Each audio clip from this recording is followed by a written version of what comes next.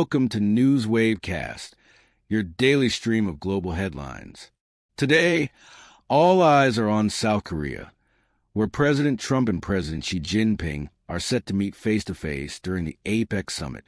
As tensions between the U.S. and China escalate, Seoul finds itself walking a diplomatic tightrope, trying to balance two rival superpowers while protecting its own interests. Hundreds of protesters gathered in central Seoul, South Korea, shouting "No Trump" near the U.S. Embassy, while another group nearby chanted "No China" and "CCP out." The two simultaneous rallies highlighted South Korea's delicate diplomatic position as President Lee Jae-myung prepares to host both U.S. and Chinese leaders. The country, a longtime U.S. ally since the Korean War, relies on Washington for security, yet depends heavily on China for trade.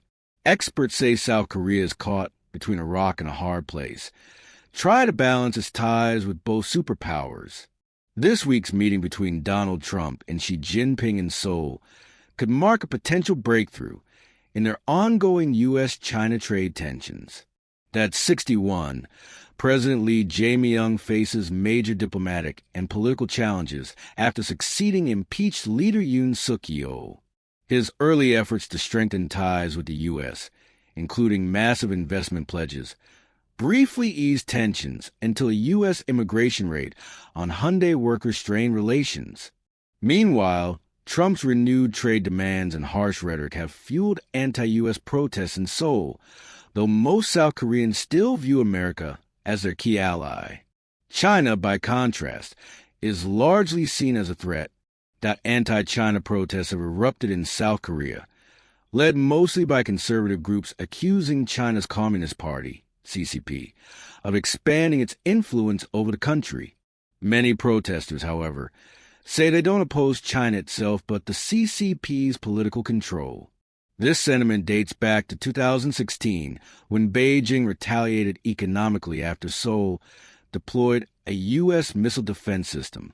The anger has resurfaced amid political divisions following former President Yoon Suk-yeol's impeachment, with some conservatives linking China to alleged election interference.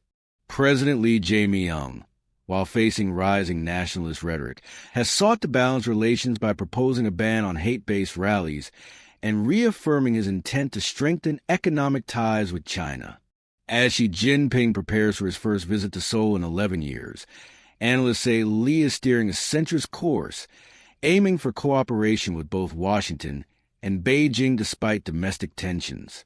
The Chinese President Xi Jinping arrived in South Korea for the APEC summit, spending more time there than Donald Trump, a move seen as a major diplomatic opportunity to position China as a stable global and trade partner. For President Lee Jae-myung, improving ties with Beijing could also open the door to renewed dialogue with North Korea's Kim Jong-un, a goal long supported by his Democratic Party.